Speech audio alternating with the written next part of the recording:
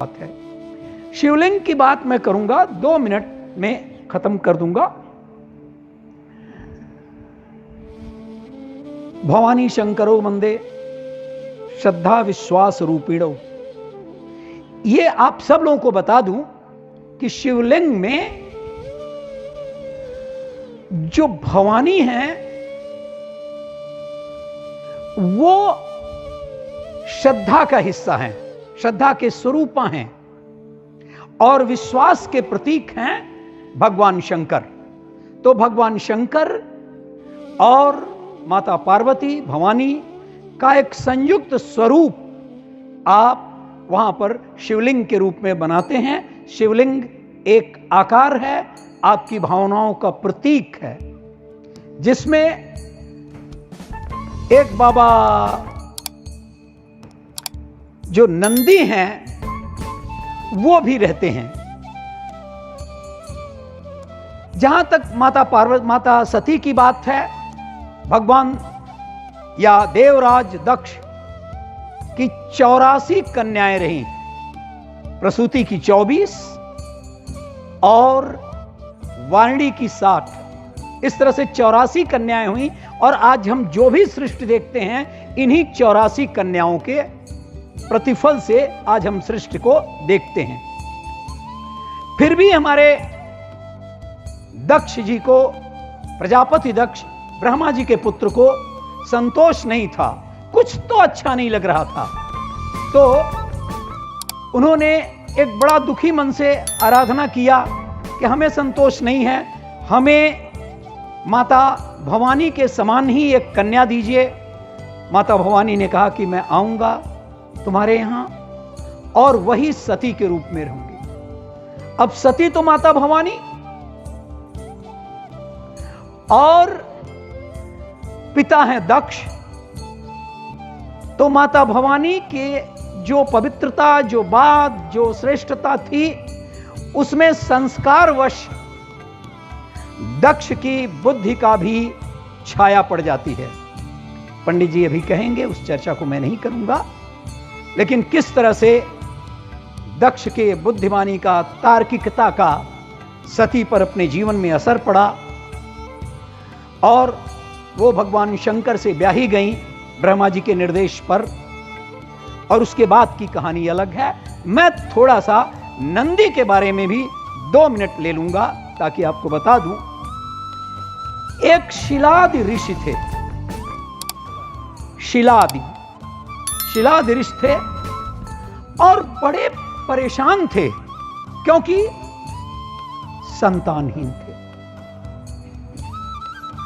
उन्होंने बड़ी तपस्या किया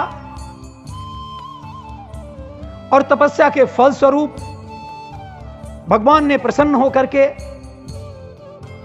उनको एक संतान उत्पत्ति के लिए आशीर्वाद दिया और एक पुत्र पैदा हुआ। उस पुत्र का नाम रखा शिलाद ऋषि ने नंदी। अब शिलाद ऋषि और नंदी, जब वो बालक 6-7 वर्ष का हुआ तो मित्र वरुण बहुत बड़े ऋषि थे।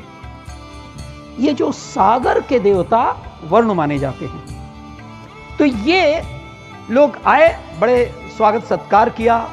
शिलाद ऋषि ने बड़ा भाग्य मनाया। इस भाग्य के फल स्वरूप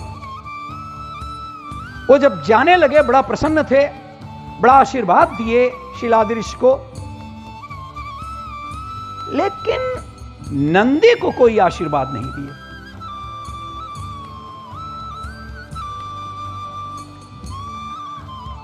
उन्होंने कहा क्या बात है गुरुवर, आपने मुझे तो आशीर्वाद दिया लेकिन हमारे बेटे नंदी को आपने आशीर्वाद नहीं दिया। उन्होंने कहा ये बात मत करो। उन्होंने कहा नहीं, आप बताइए, क्योंकि वो वंचित रह जाएगा। बड़े मुश्किल से मैं एक पुत्र पाया हूं, तमाम तपस्याओं के फलस्वरूप। तो उन्होंने कहा शिलादि, इस बच्चे की उम्र बहुत कम है, अल्पायु है ये बालक नंदी। पिता बेहोश जमीन पर गिरे हुए, नंदी आया। उन्होंने कहा क्या बात है। जब उनको थोड़ा सा होश आया, उन्होंने कहा बेटा बड़ा अनर्थ हो रहा है, मैं तो तमाम तपस्याओं के फलस्वरूप तुमको पाया हूं, और इधर ये ऋषि इतने विद्वान कि इनकी बात गलत नहीं हो सकती, इन्होंने कहा है कि ये तुम्हारा बेटा अल्पायु होगा। नंदी ने कहा कि ऐसा कैसे? दुनिया का कोई देवता, कोई ऋषि, कोई तपस्वी मुझे मेरी उम्र को नहीं कम कर सकता। लिहाजा वो चले जाते हैं पर्वत पर, भगवान शंकर की प्रार्थना करते हैं, तपस्या करते हैं, रुद्र जाप करते हैं। वो रुद्र जाप भी थोड़ा सा आप सब लोग जान जाएंगे, पंडित जी जानते होंगे। ओम नमो भगवते वासुदेवाय, ये तो जैसे विष्णु भगवान का है, ऐसे ही रुद्र मंत्र होता है। तो उसका पाठ वो तमाम वर्षों तक करने लगे। भगवान शंकर प्रकट हुए, उन्होंने कहा देखो मेरे पास दो समस्याएं हैं। एक समस्या तो यह है कि जो सत्य है कि तुम्हारी उम्र नहीं है, और दूसरी बात सत्य है कि तुम्हें मैं आशीर्वाद देने आया हूं कि तुम दीर्घायु हो। इन दोनों के बीच में मैं तुम्हें वरदान देता हूं, तुम मेरे पास रहोगे। और वो शरीर जो नंदी का शरीर था, जो मानव शरीर था, उसको बैल शरीर दे दिया और कहा अब तुम मेरे मित्र रहोगे, तुम मेरे गणों में सर्वश्रेष्ठ होगे, तुम्हारे बिना मेरी पूर्ति, मेरी पूजा नहीं होगी। और इस तरह से नंदी भगवान शंकर के, आप कहीं भी जाते होंगे, अगर आप भगवान शंकर की आराधना करते हैं तो क्या बात उनके सामने भगवान नंदी न हो। और इस प्रकार से आप जब कभी भी पूजा करें, जो मैंने पढ़ा है उसके अनुसार से आप नंदी को जरूर पूजा करें, क्योंकि नंदी द फर्स्ट डोर, पहले दरवाजे पर हैं वो। उसके बाद भगवान शंकर आते हैं। तो भगवान शंकर के सर्वोत्तम अन्यतम प्रिय नंदी की भी आप पूजा करें। यहां तो पूजा हो ही रही है,